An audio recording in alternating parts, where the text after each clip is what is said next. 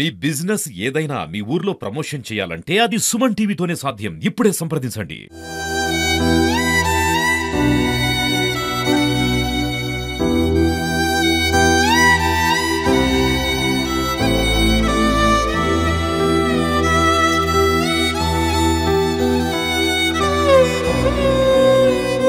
Welcome to Suman TV. Vizianagaram జిల్లా బొబ్బిలి నియోజకవర్గంలో 2 కుటుంబాల్లో కూడా ఒకేసారి విషాద ఛాయలు అందుకున్నాయి.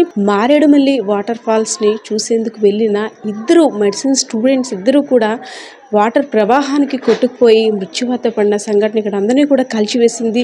సో ప్రస్తుతం మనమైతే ఉన్నాము మెడికల్ స్టూడెంట్ అయినటువంటి అమృత ఇంటి దగ్గర ఉన్నాము. వాళ్ళ ఫ్రెండ్స్ అందరూ కూడా తన పార్థివ దేహాన్ని చూసేందుకు వచ్చారు. కన్నీరు మున్నీరుగా విలపిస్తున్న పరిస్థితి అయితే ఉంది. తనతో ఉన్న అనుబంధాన్ని కూడా షేర్ చేసుకునేందుకు ఫ్రెండ్స్ ఉన్నారు. యాక్చువల్లీ అమృత ఒక మెడికల్ స్టూడెంట్. సో తను చిన్నప్పటి నుంచి కూడా ఒక మంచి ఎయిమ్ తోటి డాక్టర్ కావాలని ఎన్నో కలలు కనిపించారు. సో ఒకేసారి ఇలాంటి సంఘటన జరిగేసరికి చాలా బాధాకరంగా ఉంది. సో తనతో మీకున్న అనుబంధం ఎటువంటి? అమృతని నాకు ఫస్ట్ ఇయర్ నుంచి తెలుసు. ఇప్పుడు మేము సెకండ్ ఇయర్ చదువుతున్నాము. ఇప్పుడు ఆల్మోస్ట్ అయిపోయింది. She repeated 2 years. 2 years అన్నది చాలా కష్టం. 1 year రిపీట్ చేసి నేను 1 year రిపీట్ చేశాను. 1 year రిపీట్ చేసానికి అసలు ఏమీ రాదు. తను 2 years రిపీట్ చేసి ఎంబీబీఎస్ఏ కావాలని చెప్పి, అది కూడా గవర్నమెంట్ కాలేజీలో తక్కువ ఫీజు ఏ కేటగిరీ కావాలని చెప్పి 2 years రిపీట్ చేసి జాయిన్ అయింది. ఇద్దరు కూడా చిన్నప్పటి నుంచి ఫ్రెండ్స్. మెడిసిన్ ఒక ఫ్యామిలీ బ్యాక్గ్రౌండ్ అంటే తను చదవడానికి కూడా పేరెంట్స్ చాలా కష్టపడి, వాళ్ళ ఫాదర్ కూడా రైల్వేస్లో చేస్తున్నారు యాజ్ ఏ గ్యాంగ్ మ్యాన్గా. సో బ్యాక్గ్రౌండ్ కూడా చాలా పూర్. సో అలాంటి అమ్మాయి డాక్టర్ కావాలని ఎన్నో కలలు కన్నది. సో వాళ్ళ పేరెంట్స్ గురించి మీకేం తెలుసు? వాళ్ళ నాన్న చాలా మంచోడు. ఎప్పుడు మోటివేట్ చేస్తారు. లేదంటే 2 రిపీట్ ఒక అమ్మాయిలకి పాసిబుల్గా ఉండదు. అమ్మ కూడా చాలా నన్ను ఒక 2వ 3rd సన్ లాగా చూస్తున్నారు. సో తను అంటే ఇక్కడికి వెళ్ళే ముందు తను మీతో ఏమైనా షేర్ చేసుకున్నారు ఒక హ్యాపీయెస్ట్ మూమెంట్? కానీ ఏదైనా సరదాగా మాట్లాడుకుంటారు కదా, మేము పలానా దగ్గరికి వెళ్తున్నాము, ఇలా అందరం కలిసి 15 members వెళ్తున్నారు కాబట్టి ఇలా వెళ్తున్నాము అని తను ఏదైనా షేర్ చేసుకుంది. నేను కూడా యాక్చువల్గా వెళ్ళాల్సింది. నీకు ఒక పని వల్ల నేను వెళ్ళిన వాళ్ళు కొంతమంది గొంట పైకి నుంచి వెళ్ళారు, కొంతమంది కింద నుంచి వెళ్ళారు. వెళ్ళినప్పుడు నార్మల్ ఫ్లోగానే వాటర్ ఉంది. ఏమో సడన్గా ఈరోజు కూడా మేము చూసాము అక్కడ విత్ ఇన్ ఫ్రాక్షన్ ఆఫ్ ఒక 10 minutesలో క్లైమేట్ అలా చేంజ్ అయిపోయి వర్షం ఫాస్ట్గా వచ్చింది. దాంట్లో ఒకరు పట్టుకొని అలా వచ్చినప్పుడు లాస్ట్గా వచ్చిన వాళ్ళు ఒక 6 people అలా వాటర్లో వెళ్ళిపోయారు. దాంట్లో ఒక 3 peopleని కాపాడేశారు.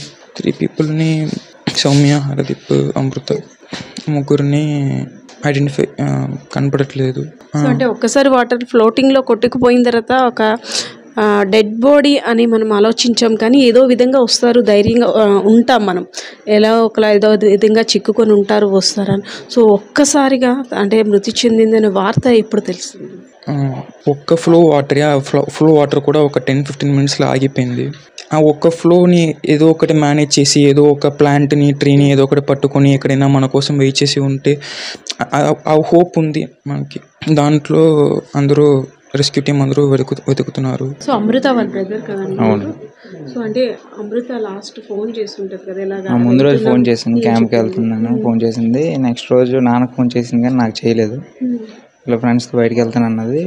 ముందు రోజు నేను వద్దన్నాను, వద్దంటానని చెప్పి నాకు ఫోన్ చేయను. నాన్నకు ఫోన్ చేసి నాన్న వెళ్ళే జాగ్రత్త అని చెప్పేశారు, వెళ్ళిపోయింది. నాకు ఫోన్ చేయాలి ఆ రోజు.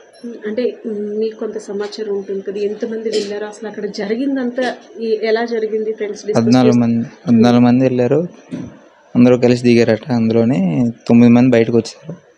5 కొట్టుకెళ్ళిపోతే 2 బతికారు. 2 బాడీలు దొరికాయి, 1 బాడీ దొరకలేదు ఇంకా. సో అదంటే టూరిజం ప్లేస్, అది కూడా heavy water falls, heavy water floating కూడా ఎక్కువగా ఉంటుంది. సో అంటే అక్కడ డేంజర్ బోర్డ్స్ అవి కూడా మేబీ ఉంటాయి. దే ఆర్ ఎడ్యుకేటెడ్ బికాజ్ అంటే మెడిసిన్ స్టూడెంట్స్ కాబట్టి కొంచెం తెలుస్తుంటూ ఎవరు హెచ్చరించారా లేదా, అంటే హెచ్చరించి ఉంటే ఈ ప్రమాదం జరగకపోదేమో అనేసి అని అనుకోవచ్చా? ఏమో మేడం, ముందు ఎప్పుడు ఇలా జరగలేదట అక్కడ. ఇప్పుడు టూరిస్ట్ ప్లేస్ అని చెప్పి మామూలుగా వెళ్ళారట. అక్కడ ఎవరు హోమ్ గార్డులు కానీ ఎవరు ఉండరట. నార్మల్గా ఎప్పుడు ఇలాంటి ఇన్సిడెంట్ జరగలేదు. సడన్గా ఎక్కడో రైన్ పడడం వల్ల ఒకసారి వరద వచ్చింది. అసలు అమృత అంటే ఎక్కడ ఎంబీబీఎస్ చదువుతుంది, ఎప్పుడు సీట్ వచ్చింది, ఎలా చదివేది చిన్నప్పటి నుంచి కూడా? నేను బాగానే చదివేది మేడం. 2 years అవుతుంది, 2nd year ఆశ్రమం కాలేజ్ ఏలూరు. ఓకే, మీ ఫాదర్ ఏం చేస్తున్నారు? మా ఫాదర్ రైల్వేలో పనిచేస్తున్నాను. ఇద్దరు అమృత అండ్ సౌమ్య ఇద్దరు ఫ్రెండ్సా, క్లోజ్ ఫ్రెండ్స్? ఇద్దరు ఒకేసారి వెళ్ళారా కాలేజ్? వెళ్ళారు కాలేజ్కి. ఇక్కడ కూడా ఇద్దరు ఒకసారి.